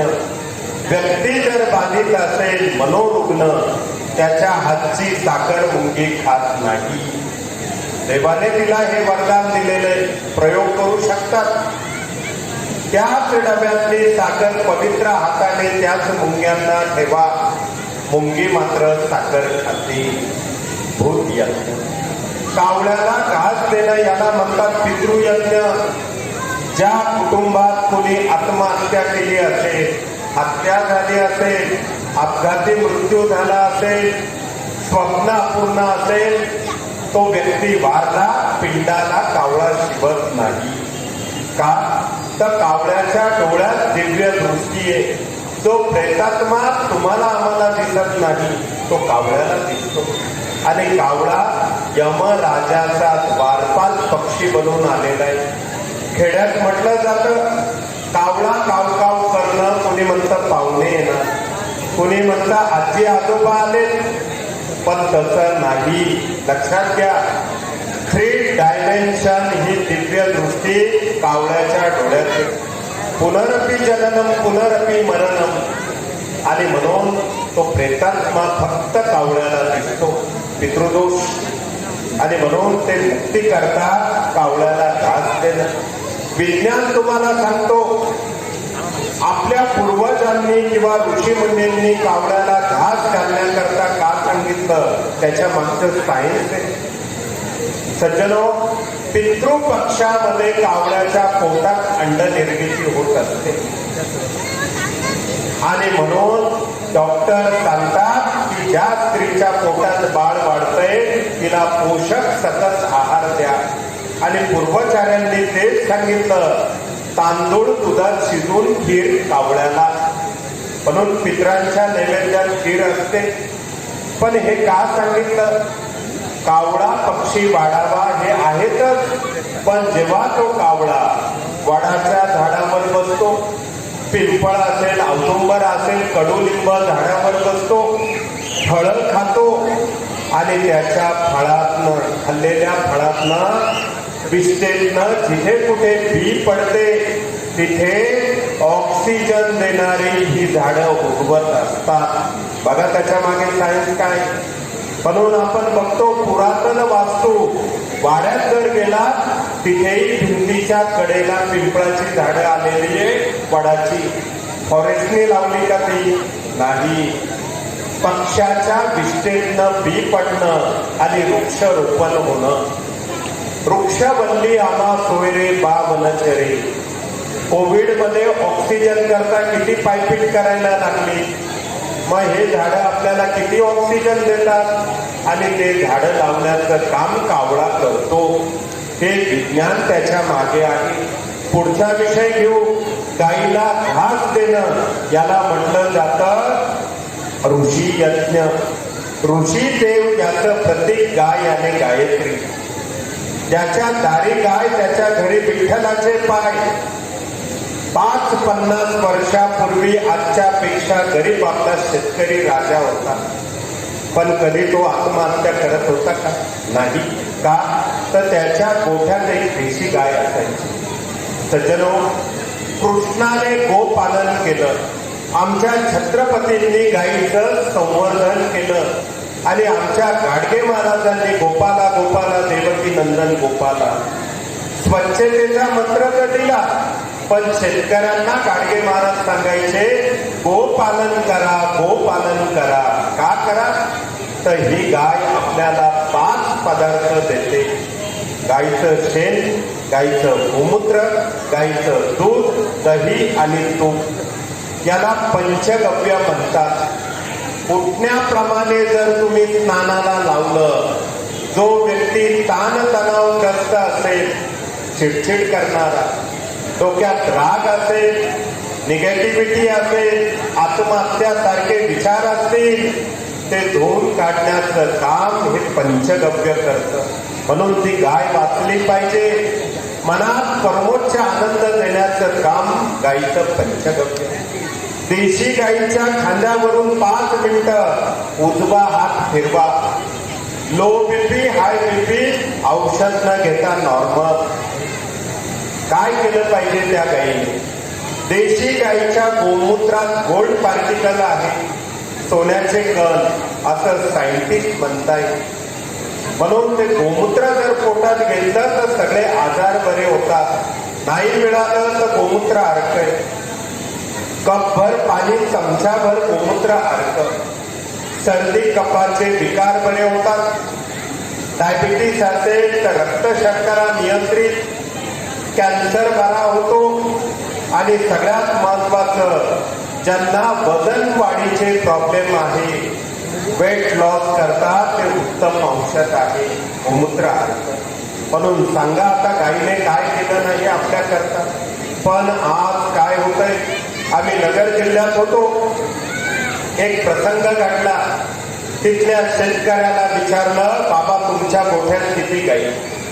बाबाने खिशात हात घातला आणि सांगितलं, आमच्या गोठ्यात गाय नाही म्हणे, आमच्या खिशात गाय.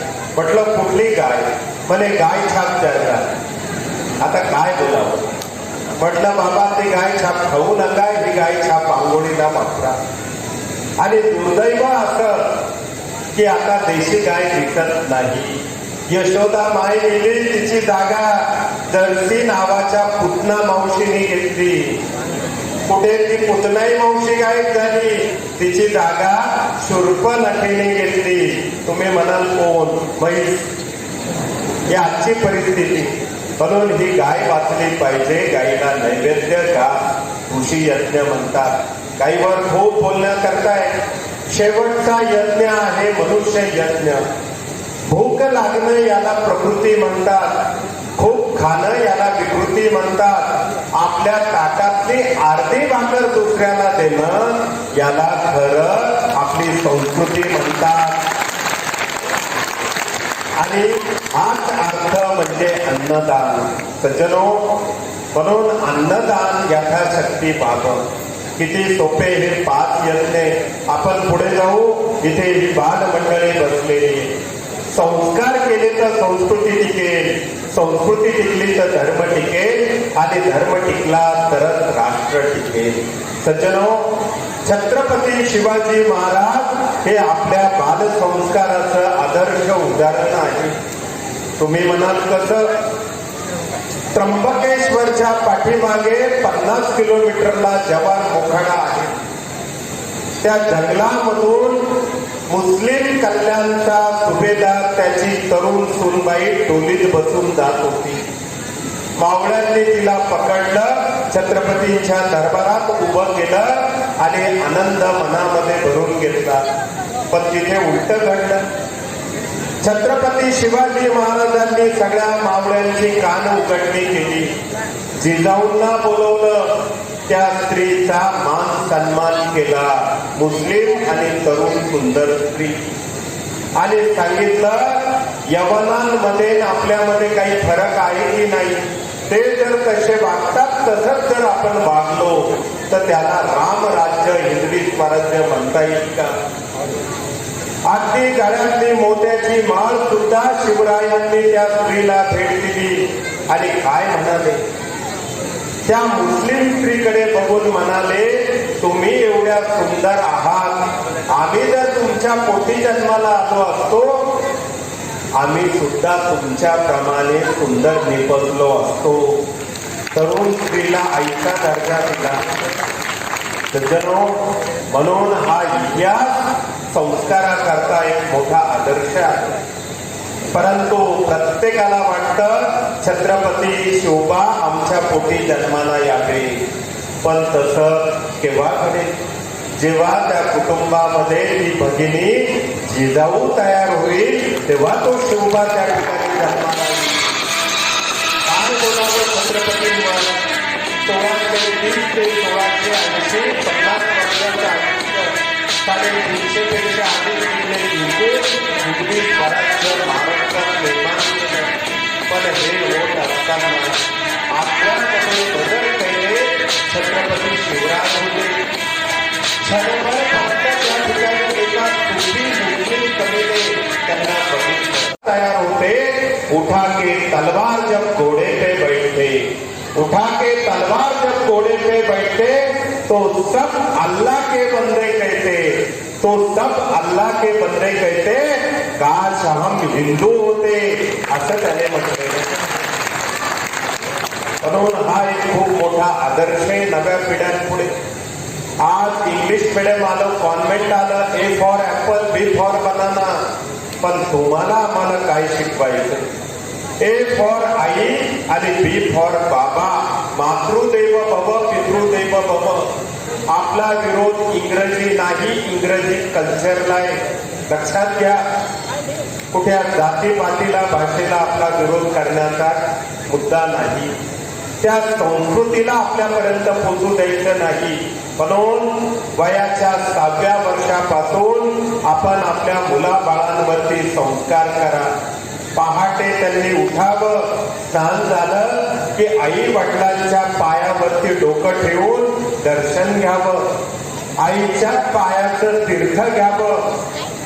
या मुलांनी जर बालवयामध्ये या 2 गोष्टी केल्या तर तरुणपणी ही मंडळी कधी मनाने सैराट होणार नाही आणि दारू पिऊन कुठेही झिंगाट झालेली दिसणार नाही.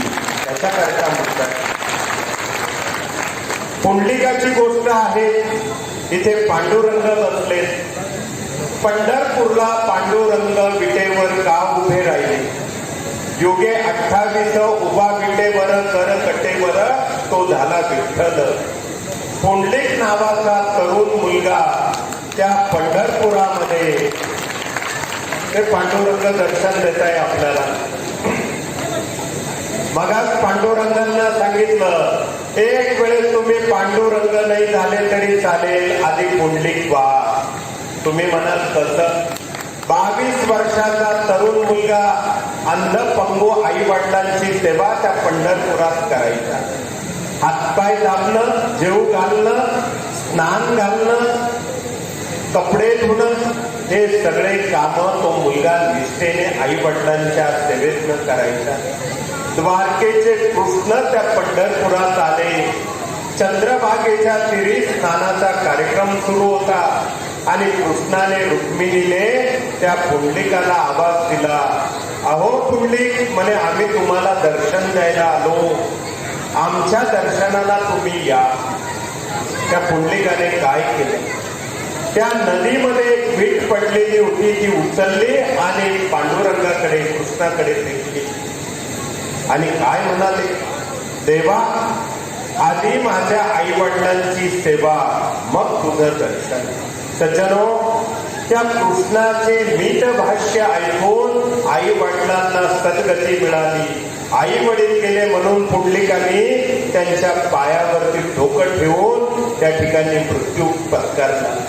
पण मात्र पुंडलिक अजून त्या कृष्णाच्या दर्शनाला आले नाही. म्हणून युगे 28 उभा विटेवर कर कटेवर तो झाला विठ्ठल. कृष्ण त्या विटेवरती उभे राहिले आणि ते विठ्ठल झाले. पण सांगण्याचा अर्थ असा आहे, देवाची सेवा करून देवाचे आशीर्वाद मिळतील ना मिळतील, पण जो कोणी तरुण तर हयात आई वडिलांची सेवा करतो त्याला स्वामी गुरु माऊली पांडुरंगाचे 100% आशीर्वाद मिळतात. याला म्हणतात संस्कार.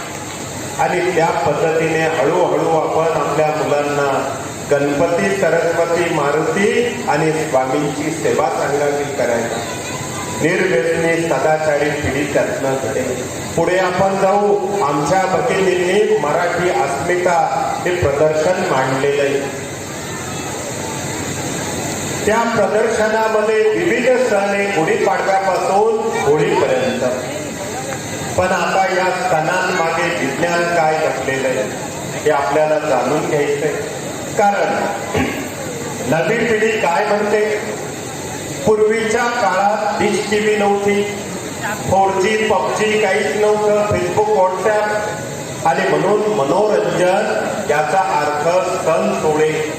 तसं नाही.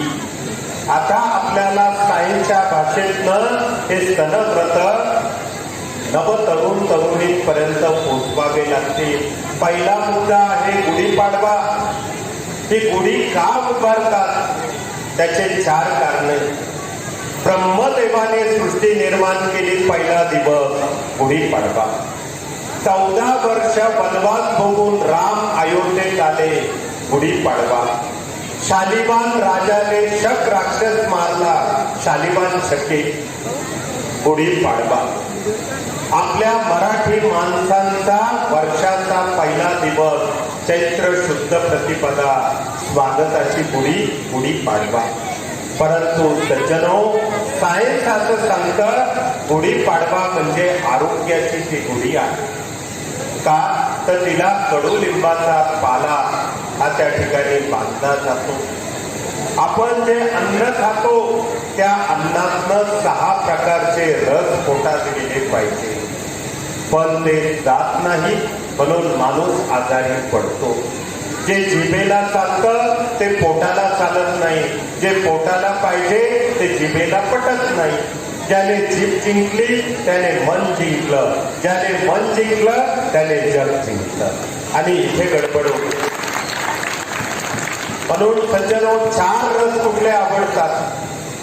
खारट, तिखट, आंबट, गोड, हे 4 रस हे जिभेला आवडतात. कुणाला सांगायला लागतं का हे खा? जर इथे गरम गरम भजे आणून ठेवले प्रसाद म्हणून आणि पलीकडे कारल्याची भाजी प्रसाद म्हणून, गर्दी कुठे होईल? बरोबर आहे. हे जिभेमुळे आपलं वाटोळं झालं ना. म्हणून सांगण्याचा विषय 2 रस तिला आवडत नाही, कडू आणि तुरट. त्यामुळे आपण आजारी पडतो. म्हणून आपल्या ऋषी मुनींनी पूर्वाचार्यांनी सांगितलं 2-3 पानं तरी कडुलिंबाचे रोज खा, ऍसिडिटी होत नाही. नंबर 2, उष्णतेचे विकार बरे होतात. चिकन पॉक्स ज्याला कांजण्या म्हटलं जातं, पूर्वी काय करायचे? त्या व्यक्तीला गार पाण्याने स्नान घालून कडुलिंबाच्या पाल्यावरती झोपवायचे. बरोबर आहे की नाही? कांजण्या आल्यानंतर पुरळ. मग तो कडुलिंब काय करतो? डायबिटीसचं औषध येते. 2-3 पानं रोज खा, रक्त शर्करा नियंत्रित होते. शेतकऱ्यांकरता कीटकनाशक येते, ते बुरशीजन्य आजारांवरती सुद्धा चालतंय. आणि म्हणून गुढीपाडवा आणि कडुलिंब हे समीकरण आहे. आपण पुढे जाऊ. आई भगवतीचं त्या ठिकाणी स्वरूप म्हणजे काय? तर शारदीय नवरात्र आहे. घट बसवला जातो. आता घटाची कृती तुम्हाला माहिती आहे. बांबूची टोपली, त्याच्यात काळी माती, त्याच्यात गहू, त्याच्यामध्ये पाण्याने भरलेला कुंभ, पूर्ण पात्र आई भगवतीचा टाक झोपून ठेवणं. 9 दिवस भगिनींनी नवरात्रात उपवास, ओम ऐं ह्रीं क्लीं चामुंडाईचे दुर्गा सप्तशती 14 पाठ, अखंड दीप तेवत ठेवणं, याला म्हणतात नवरात्र इन शॉर्ट. पण तुम्हाला सायन्स सांगतो, ती शेतकऱ्यांकरता प्रयोगशाळा आहे. कदाचित आजचे शेतकरी विसरले. 50-60 वर्षापूर्वी आपल्या पुढे लॅब नव्हती, ऍग्रिकल्चर कॉलेजेस नव्हते. आणि म्हणून पूर्वाचार्यांनी सांगितलं ही घरातली प्रयोगशाळा आहे. तुम्ही म्हणाल कसं? दसऱ्यानंतर रब्बी हंगाम असतो, गहू पेरणी केली जाते.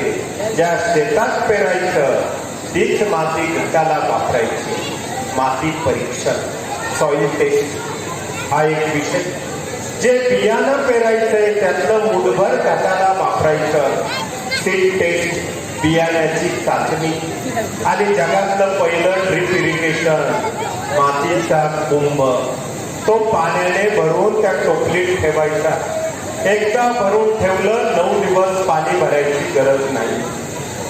याला म्हणतात पाण्याची चाचणी किंवा वॉटर टेस्ट. सज्जनो, अशा प्रकारे ह्या 3 गोष्टी आणि 9 दिवसात एक हितभर ते गव्हांकूर वाढतात. तुम्ही काय करतात? घटाची सांगता झाली की भगिनी देवीला ते गव्हांकूर वाहतात. कोणी केसांमध्ये, पुरुष टोपीमध्ये सीमोल्लंघन करत असतात. पण मात्र हे एक औषध आहे. तुम्ही म्हणाल कसं? त्या गव्हांकुराचा ज्यूस जर पोटात बरोबर घेतला, कॅन्सर बरा होतो, ऍसिडिटी निघून जाते. किती मोठा औषध येते. फार्मा कंपन्या, आयुर्वेदिक कंपन्या 500,000 रुपये लिटरला ते विकतायत. आणि म्हणून तुम्हाला सांगणे, हे गव्हांकूर ऍसिडिटीला सुद्धा काम करत असतं. हे विज्ञान त्याच्या मागे लपलेलं आहे. तुम्हा भगिनींना सांगतो, आई भगवतीला 11 अलंकार लागतात, माहितीये ना तुम्हाला? पण मात्र त्याच्या मागचं सायन्स सांगतो. नंबर 1, दोन्ही भुवयांच्या मध्यभागी पुरुष अष्टगंध किंवा चंदन टिक्का बुक्का लावतात, तुम्ही भगिनी हळद कुंकू. पण आता जागा कोणी घेतली? टिकलीने. टिकली तर टिकली बेसिंगला जाऊन चिपकली, टिकली तर टिकली आरशाला जाऊन चिपकली. आणि म्हणून 50% घटस्फोटाचं प्रमाण वाढलेलं आहे. सज्जनो, त्या ठिकाणी पिट्युटरी ग्लँड असते, त्याला हरिद्वार म्हटलं जातं, त्याला आज्ञाचक्र म्हटलं जातं. आणि ज्या भगिनी तिथे हळद कुंकू लावतात त्यांना मनावरती नियंत्रण ठेवता येतं, रागावर नियंत्रण, आणि त्यांचं डोकं आयुष्यात कधीच दुखत नाही. लक्षात घ्या, अर्धशिशी ज्याला मायग्रेन म्हणतात हे त्या ठिकाणी होत नसतं. म्हणून हळद कुंकू कपाळाला पाहिजे. हळद म्हणजे आरटीओचा सिग्नल आहे, इकडे तिकडे बघा मग पुढे जा. चांगलं काय वाईट काय न्याय निवाडा, पुढे काम करा. स्टॉप, लाल रंगाचं कुंकू, थांबा, गाडी थांबवावी लागते. म्हणजे काय तर वाईट दृष्टी वाईट शक्ती स्टॉप. म्हणून ज्यांच्या भगिनीच्या कपाळाला कुंकू, वाईट दृष्टी कधी त्यांच्यावर पडत नाही. याला म्हणतात सौभाग्याचं लेणं. पुढे आहे कान टोचणं, नाक टोचणं. तुम्ही म्हणाल रडवण्याकरता केलं की काय? नाही, आपल्या पूर्वजांनी कान टोचणं मुलाबाळांना रडवण्याकरता नाही, त्याला ॲक्युपंक्चर थेरपी म्हणतात. कान टोचल्यामुळे सर्दीचे विकार होत नाही. भगिनींचं नाक टोचल्यामुळे गर्भाशयाचे विकार होत नसतात. हे त्याच्या मागचं सायन्स आहे. पुढे लग्न झाल्यानंतर गळ्यामध्ये सोन्याचं मणी मंगळसूत्र. आमची कॉलेजची मंडळी म्हणते लग्न झाल्याचं सर्टिफिकेट असतं, पण तसं नाही. लक्षात घ्या, तिथेही विज्ञान आहे. सगळ्यात उष्ण धातू सोनं, आणि जेव्हा त्या भगिनीच्या गळ्यामध्ये घातलं जातं ते हृदयाला स्पर्श करतं, त्याची झीज होते, शरीरात उष्णता निर्माण होते, रक्त पातळ राहतं, आणि पुरुषांपेक्षा भगिनींमध्ये हार्ट अटॅकचं प्रमाण कमी होतं. हृदयविकाराला ते औषध आहे. सायन्स हे सांगतं. अध्यात्म काय सांगतं? शिव पार्वती यांचं स्वरूप म्हणजे मंगळसूत्र. आणि तुमचा आत्मविश्वास प्रपंच करताना वाढावा म्हणून ते गळ्यात घातलं जातं. प्रपंच मंगलमय व्हावा हा त्याच्या मागचा मूळ दृष्टिकोन. पुढचा विषय घेऊ. प्रत्येक भगिनीच्या हातात कंकण पाहिजे. त्याला आपण काचेची बांगडी म्हणतो. तुम्ही म्हणाल कशाला? प्रत्येक भगिनीला आणि पुरुषांना इथे नाड्या आहेत. इकडे 3 नाड्या, इकडे 3 नाड्या. 2 महिला भांडायला लागल्यानंतर कसं करतात? पीठ मळताना कसं करतात? त्या बांगड्या खाली घेतात. ती वज्रमुख तयार होत असते. त्या हातामध्ये शक्ती निर्माण होते. याला ॲक्युप्रेशर थेरपी म्हणतात. पुढचा शेवटचा विषय तुम्हाला सांगतो. पायाच्या अंगठ्याच्या शेजारच्या 2 नंबरच्या बोटामध्ये चांदीचं जोडवं आणि तांब्याचं विरोध असतं. का? अध्यात्म सांगतं माहेर सासर जोडणं ते जोडवं. सासरच्या विरोधाला विरोध न करणं त्याला विरोधे म्हणतात. तांब्याचं चांदीचं ती तुमच्या पायातली अर्थिंग आहे. इथे लाईट लागला, अर्थिंग शिवाय ती लाईट लागेल का? मग ती अर्थिंग आहे. शरीरातली उष्णता खेचून घेणं आणि पायातनं ती जमिनीत विसर्जित होणं. अक्कलीच्या पोटाचा दिवा लागणं, अक्कल वाढणं, त्याच्याकरता जोडवं आणि विरोध आहे. तांब आणि चांदी अर्थिंग आहे. सांगा आता याच्यात कुठे अंधश्रद्धा आली? हे एवढे विषय तुमच्यापर्यंत खूप मांडण्यासारखं आहे. एवढं जर मांडत गेलो ना, उद्याचा 4था शनिवार मिटिंग आहे. सिंदखेड राजामध्येच मिटिंग आपल्याला घ्यावी लागेल. पुढचा प्रवास थांबवावा लागेल. म्हणून सज्जनो, हे निरनिराळे विषय आहे. पण आपण पुढे जाऊ. आपलं आरोग्यशास्त्र, मला जिभेविषयी सांगितलं. या जिभेने आपलं वाटोळं केलं. पण मात्र जन्माला येताना जीभ सोबत मरेपर्यंत. दात उशिरा येतात 1 वर्षाने. अक्कल आल्यानंतर दाढी येतात 32 दात. एक दिवस हे 32 दात एकत्र आले आणि जिभेला दम देतात. काय म्हणतात? हम है 32, तुम हो अकेली माय. हम चबा जाए तो तेरा क्या हो जाए. सज्जनों, ती जीभ उत्तर देते, तुम हो 32, मैं हूं अकेली माय. मैं टेढ़ी हो जाए तो पूरी 32 ही गिर जाए. जिभेत ताकद येते. म्हणून आता नगराध्यक्ष बसलेले भाषण करताना किती जीभ सांभाळून. भले भले होतेचे नव्हते पुढारी झालेले जिभेमुळे. काम चांगलं पण बोलण्यात चुकले, असे प्रकार होत असतात. हे प्रत्येक क्षेत्र, अध्यात्मालाही आहे, प्रत्येक क्षेत्रात हा विषय आहे. पण सज्जनो, प्रत्येकाच्या शरीरामध्ये एक दोष आहे. 3 दोष पैकी एक दोष. कुणाला वात, कुणाला पित्त, तर कुणाला कफ आहे. हे गॉड गिफ्ट आहे. आता तुम्ही म्हणाल हे ओळखायचं कसं, त्याच्या उपाय काय, सांगतो. या जिभेला आपल्याला नियंत्रित ठेवण्याकरता आजारी पडू नये म्हणून काहीतरी बोलावं लागेल. मग पहिला मुद्दा, पित्त प्रकृती. पित्त म्हणजे ऍसिडिटी. ऍसिडिटी ज्या लोकांना असते ते डोक्याने जरा रागीट असतात. थोडं कोणी पुढे गेलं का पित्त खवळतं.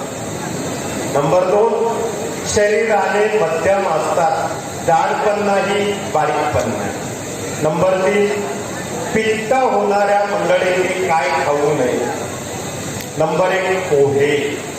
पाहुणे म्हणून जर कुठे गेला ना, बिलकुल घेऊ नका, नाही तर जुलूसी विनोद लागणार.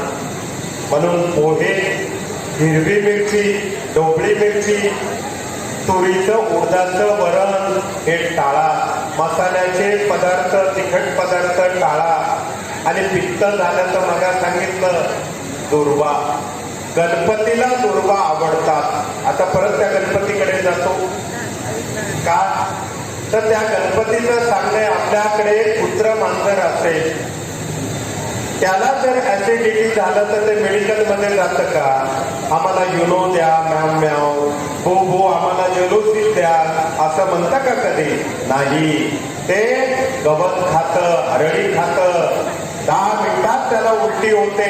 म्हणून ते गणपती सांगतात दुर्वेचा कब्बर रस पोटात घ्या, ऍसिडिटी आयुष्यात कधीच होणार नाही. हे त्याचं उत्तर आहे. हे घरगुती उपाय आपल्याला सांगतो.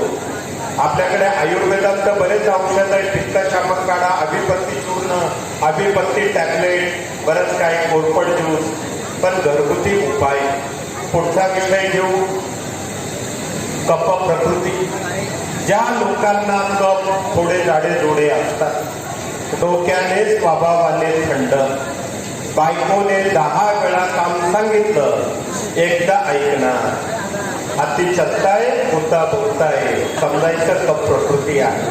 सज्जनो, मग आता या कफावाल्यांनी काय खाऊ नये? सीताफळ, रामफळ, केळी, फळं आणि दूध एकत्र घेऊ नये. Fast food, junk food, cold drinks टाळावं. या मंडळींनी उलट कोरा चहा सकाळ संध्याकाळ घ्या, कफ निघून जातो. ते सोपा औषध. पुढचा दोष आहे वात दोष. अंदाजे 50-60 नंतर बऱ्याच जणांमध्ये एखादं बाळ त्या भगिनीला झालं, घरपण आणि बाळंपण, हातपाय दुखणं, मानपाट, कंबर दुखणं, हे प्रकार होत असतात. याला वात विकृती म्हणतात. व यांचा स्वभाव कसा? ज्या व्यक्तीला वात, तो चंचल स्वभावाचा, ठिकाणी स्थिर राहत नाही. नंबर 2, शरीर यष्टी यांची बारीक असते. नंबर 3, वात प्रकृतीवाल्या लोकांनी वांग, वालवड, वाटाणा खाऊ नये, त्याने वात वाढतो. उपाय काय? सोपा उपाय, साजूक तूप प्रत्येक जेवणात 1-2 चमचा, एखादा चमचा लोणी घरचा असेल तर. हे जर पोटात घेतलं त्या हाडांना ग्रीसिंग, ऑइलिंग आणि ते दुखत नाही, वात होत नाही. बघा, म्हणून जिभेने किती वाटोळं केलं त्याच्यावर एवढं सगळं बोलावं लागलं. पण मात्र आपलं 50 खाटांचं हॉस्पिटल हे आपल्या गुरुपीठामध्ये, त्या हॉस्पिटलमध्ये एक सुविचार लावलाय. तुमच्याकरता सांगतो, जिभेची टेस्ट, पोटात गेलं बेस्ट, आजार झाले गेस्ट, डॉक्टर करताय टेस्ट, आपले पैसे झाले बेस्ट. म्हणून सगळ्यांना सांगणे, घरची भाजी भाकर सगळ्यात बेस्ट. सनव्रत, आयुर्वेद, आरोग्यशास्त्र. सज्जनो, पुढचा विषय घेऊ आपण विवाह संस्कार. कोविडमध्ये 50 लोकांना एकत्र विवाह सरकारने मान्यता दिली. आमचं म्हणणं हे कायम राहिलं पाहिजे. शेतकरी आत्महत्या का करतात? ऋण काढून सण साजरं करणं, 10वे 13वे वाढदिवस, लग्न, टेची, कर्ज, हप्ता आणि विषय गळफास घेऊन विष पिऊन संपला. म्हणून लग्नाशी संबंधित आत्महत्या, शेतकरी हा विषय. मान पान हुंडा याला फाटा देऊन वैदिक पद्धतीने साखरपुड्या किंवा सामुदायिक पद्धतीने लग्न लागली पाहिजे, ही काळाची गरज आहे. रामायणामध्ये खूप मोठे आदर्श आहे. त्यातला पहिला विषय येतो. लग्न म्हटलं की एक जन्मपत्रिका आणि लग्न ठरलं की लग्नपत्रिका, आयुष्यभर प्रश्नपत्रिका. पण लग्नात मात्र जन्मपत्रिका आणि लग्नपत्रिका. आता त्याच्यावर बोलावं लागेल. पहिला विषय जन्मपत्रिकेचा. एक रास, भिन्न नक्षत्र, ज्योतिषी सांगतात 36 गुण. एक नक्षत्र, भिन्न रास, 36 गुण. एक रास, एक नक्षत्र, भिन्न चरण, 36 गुण. 18 पेक्षा जास्त मार्क पडले, ओके, पोरग पोरगी पास, पत्रिका जोडते. 18 पेक्षा मार्क कमी पडले जन्मपत्रिकेत, पेपर नापास. आता त्याच्यावर अधिक बोलत नाही, ज्योतिषशास्त्रावर वेळ कमी.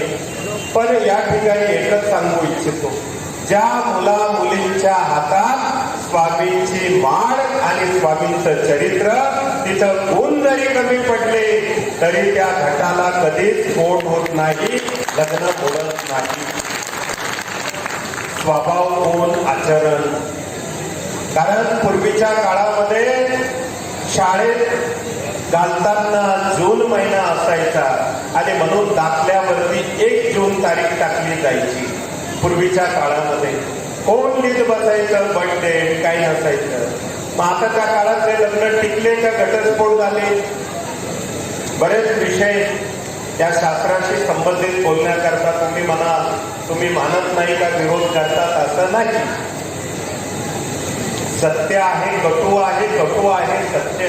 पण पुढचा विषय घेऊ आपण, लग्नपत्रिका. लग्न जमलं की पत्रिका छापतात. हजारो रुपये त्याच्यावर खर्च आणि त्या पत्रिकेत लिहिलं जातं 12:50 अमक्याचं तमक्याशी. छत्रपतींच्या आशीर्वादाने, आई तुळजाभवानीच्या कृपा आशीर्वादाने, स्वामींच्या, गुरूंच्या किती आशीर्वाद, किती नावं त्यात. आपली उपस्थिती प्रार्थनीय, आशीर्वाद देणं आग्रहाचं निमंत्रण, असं काहीतरी त्या पत्रिकेत टाकलं जातं. पण आता 12:50 मुहूर्त आहे. खरंच 12:50 लग्न लागतं का? तो नवरदेव म्हणून मंगल कार्यालयात येतो 13 वाजता. तो घोड्यावर गाढवावर बसतो 14 वाजता. मिरवणूक जाते मारुती मंदिरात 15 वाजता. डीजे नाचणं गाणं करून तो बोल्यावर येतो 16 वाजता. 3-4 तास ते लग्न लेट, पण त्या ठिकाणी देवगुरु आशीर्वादाला वेटिंग करता थांबतील का? सांगा, त्यांना आशीर्वाद मिळतील का? आमचं तर म्हणणं आहे, अशी पत्रिकेत नोट टाका, दुपारी 12 ते 3 कधीही लग्न लागेल, जेवायला फोटो काढायला जरूर या. सगळ्या देवांनाही सांगा. काय करणार? रामायण सांगतं, सीतामाईने स्वयंवर झाल्यानंतर रामाच्या गळ्यामध्ये हार घातला, माळ घातली. गुरु पुष्य योग, लग्न टिकत नाही. नंबर 2, लग्न मुहूर्त उठला, रामाला सीतेला रामाचं आयुष्यात प्रेम मिळालं नाही. हे रामायण आहे खरं. त्याच्याही पलीकडे सांगतो, रामाचं सीतेचं लग्न झाल्यानंतर पुढे काय घडलं. सज्जनो, रामाचे वडील दशरथ राजा, सीतेचे वडील जनक राजा एकमेकांची गळाभेट घेतली आणि दशरथ राजाने जनक राजाच्या पायावरती डोकं ठेवून दर्शन घेतलं. बघा किती मोठा आदर्श आहे. जनक राजा 2-3 फूट पाठीमागे गेले. अहो व्याधी बुवा, हे तुम्ही काय करताय म्हणे. आम्ही मुलीकडचे, तुम्ही मुलाकडचे, आम्ही तुमचं उलट दर्शन घेतलं पाहिजे. दशरथ राजा म्हणाले, नाही, मी जे केलं ते बरोबर केलेलं आहे. अहो म्हणे, तुम्ही तुमची कन्या दान म्हणून आम्हाला देताय. तुम्ही दान करते आहात, आम्ही दान घेणारे आहोत. म्हणून दान देणारा श्रेष्ठ आणि घेणारा हा कनिष्ठ, हा आदर्श दशरथ राजाने रामायणात सांगितलेला आहे. पण आज लग्नात कुठे असं होतंय का? उलट मुलाकडची मंडळी फुगलेली असते. 4 तोळ्याची चैन नको, 10 तोळ्याची पाहिजे. बसायला गाढव नको, घोडं नाही तर 4 चाकी पाहिजे. ही आजची परिस्थिती आहे. आम्ही तर शासनाला पत्र लिहून विनंती केली, हुंडाबंदी कायदा आणू नका, त्याच्यामध्ये तुम्ही बदल करा. कसा बदल करा? मुलाने हुंडा घेण्याच्या ऐवजी मुलाकडच्यांनी मुलीला हुंडा द्या. स्त्री भ्रूण हत्या कुठेच होणार नाही. हा आदर्श आहे आपल्या धर्मसंस्कृतीचा. म्हणून सज्जनो, मगाविषयी सांगितला, मुलगी जन्माला आली म्हणून लखुजी राजेंनी हत्तीवरून साखर वाटली. हे आदर्श कुठे? आपण रस्त्याने जातो, Mahatma Gandhi road, doctor Babasaheb Ambedkar road, पांडुरंगाच्या नावाचा रोड, छत्रपतींच्या नावाचा रोड. सज्जनो, रस्त्याला महापुरुषांची नावं, पण किती लोक त्यांच्या विचाराप्रमाणे त्या रस्त्याला चालतात. हा आत्मविश्वासाचा, आत्मचिंतनाचा एक भाग आहे. त्याकरता हे विविध विषय असो. सज्जनो, आपल्याला आज हा कार्यक्रम का घ्यावा लागला? त्याचं कारण असं आहे, उद्याच्या 4थ्या शनिवारी त्र्यंबकेश्वर गुरुपीठामध्ये गुरुमाऊलींच्या उपस्थित सत्संग आहे.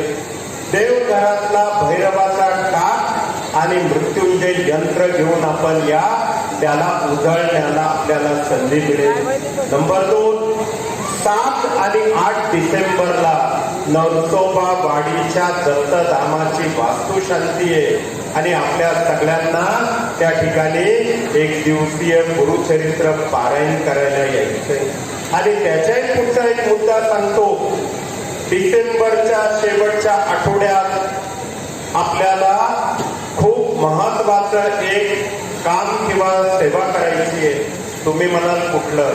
उद्या गुरुमाऊली आपल्याला मुहूर्त सांगणारे मीटिंगमध्ये 1000 खाटांचं सद्गुरू मोरेदादा चॅरिटेबल हॉस्पिटल, ते पत्र, त्याची माहिती आपल्यापर्यंत कदाचित आली असते.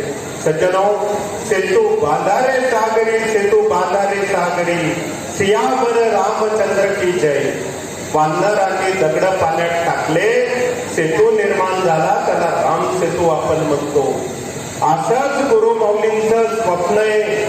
गोर गरिबांकरता मोफत माफक सुविधा देणारं 1000 बेडचं सद्गुरू मोरेदादा चॅरिटेबल हॉस्पिटल, त्याची पाया भरणी सेवेकऱ्यांच्या हाताने व्हावं आणि तो मुहूर्त लवकरच येणार आहे. सज्जनो, आपल्या सगळ्यांना माहीत असेल 1/11/1992 साली गुरुपीठाचं भूमिपूजन झालं. 1995 साली कुमार मंगलम बिर्ला हे दिंडोरीला 15 कोटी रुपये घेऊन आले. काय म्हणाले? गुरु मौलींना म्हणाले, गुरु मौली हम हमारे बिरला कंपनी के ओर से 15 करोड़ रुपए डोनेशन गुरुकुल प्रोजेक्ट के लिए देना चाहते. गुरु मौली म्हणाले, साहेब नाही, टाटा बिर्ला अंबानी यांच्या कोटी रुपयांना आम्हाला गुरुपीठ बांधायचं नसून सेवेकऱ्यांच्या भक्तीच्या श्रमाच्या 1-1 रुपयातनं बांधायचंय आणि ते गुरुपीठ निर्माण झालं. असंच आपल्याला हे हॉस्पिटल उभं करायचंय. केसापासून तर तळपायापर्यंत सगळे आजार, किडनी डायलिसिस असो, ट्रान्सप्लांट असो, हार्ट बायपास असो, सगळ्या मोठ्या मोठ्या शस्त्रक्रिया त्या ठिकाणी आपल्याला गोरगरिबांकरता उपलब्ध करून द्यायच्या. म्हणून ऑनलाईन श्री जनकल्याण योजना. सज्जनो, अधिक आपला वेळ घेत नाही, पण जाता जाता एक गोष्ट आपल्याला सांगतो. येताना प्रत्येक सेवेकऱ्याला वाटायचं, किल्ल्यात गेलो तिथेही वाटायचं, पायाला हात लावू का, पायाला हात लावू का. पण आज आई जिजाऊंच्या त्या पवित्र स्थानावरून तुम्हाला सांगू इच्छितो, आपल्या विदर्भ दौऱ्याची सांगता आज आपण इथे करत आहोत. त्या निमित्ताने बोलू इच्छितो, आमच्या पायाला हात लावून काही उपयोग नाही. आमचे पाय जरी तुम्ही घरी घेऊन गेलात कुठलाही फायदा होणार नाही. पण एक मात्र सांगतो, आमच्या पायाला हात लावण्याच्या ऐवजी आपण सगळेजण स्वामी गुरु मौलींच्या कार्याला हात लावू, त्याच्यात खरा आपला उद्धार असेल. एवढं बोलतो, थांबतो. जय हिंद, जय महाराष्ट्र, श्री स्वामी समर्थ.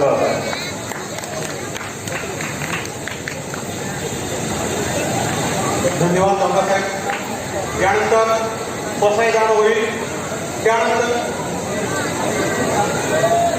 सर्वांनी हात वर करायचे.